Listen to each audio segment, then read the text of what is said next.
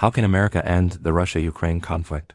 This has long been a window for observing America's execution of its contraction strategy, because if handled well, it could serve as a model for the Middle East and even East Asia, offering a template for dividing American global influence. However, if the Russia-Ukraine conflict cannot be resolved, talks about the Middle East or East Asia are off the table. Hello, I'm Jeffrey, and welcome to Just Spit Out. As today, April 4th, 2025, I want to talk about Trump's bold strategies and his many setbacks.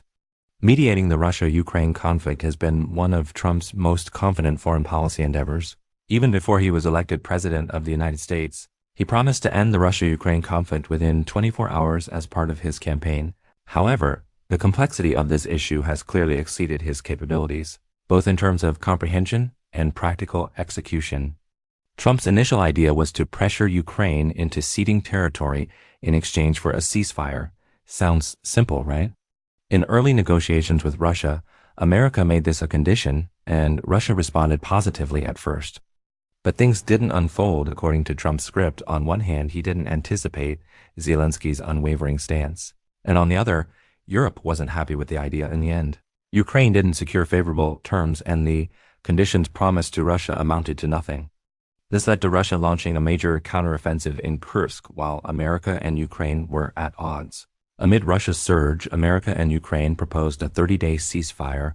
While this idea wasn't necessarily bad, it was poorly timed. Normally, what you can achieve on the battlefield won't be achieved at the negotiating table. If you can't force a ceasefire on the battlefield, then trying to broker a 30-day ceasefire at the table might only work if you have an enormous amount of leverage. Now, the question is, does Trump have the leverage or does Zelensky? On March 13th, Putin responded positively to the joint statement by America and Ukraine, calling for a 30-day temporary ceasefire. During a press conference with Belarusian President Lukashenko, Putin said the idea of a 30-day ceasefire was good, but there were issues to address. He stated that the temporary ceasefire must be implemented in a way that could lead to long-term peace. So Russia wanted assurances that Ukraine would not mobilize or train soldiers or accept weapons from America during the ceasefire period. To be honest, Russia's conditions were not unreasonable. They just wanted Ukraine to refrain from training soldiers or accepting American weapons. But the real issue is who gets to decide. Do we need a third party to monitor whether Ukraine trains soldiers or accepts weapons? This complicates the situation further. Russia could have made a simpler demand. If all of Ukraine's soldiers are dead, then the ceasefire could go ahead. After Russia subtly rejected the ceasefire proposal, Trump spoke with Putin for 90 minutes. The main takeaway from their conversation was that both sides agreed to avoid attacking each other's energy infrastructure for the next 30 days. How should we view this agreement? It must be analyzed within the current context of the Russia-Ukraine battlefield. Who benefits from this situation and who doesn't? America is pressuring Ukraine to make sacrifices and push for an early ceasefire. At one point, America even halted military aid and intelligence sharing, which led to a major Ukrainian defeat in Kursk. This reflects the battlefield context between America and Russia. And it's clear that Russia currently has the upper hand, while Ukraine is at a significant disadvantage. So, the 30-day ceasefire agreement Trump and Putin reached, meaning no attacks on each other's energy infrastructure, can be translated as, aside from energy infrastructure, everything else is fair game. This reflects not only Russia's view but also the reality accepted by America. In light of the current battlefield context, doesn't this mean that Trump has effectively sold out Ukraine? The question of how America can end the Russia-Ukraine conflict has always been a window for observing its contraction strategy. If done right, it could serve as a model for the Middle East and even East Asia, offering a way to reshape America's global influence. However, if the Russia-Ukraine conflict remains unresolved, discussions about the Middle East and East Asia are off the table.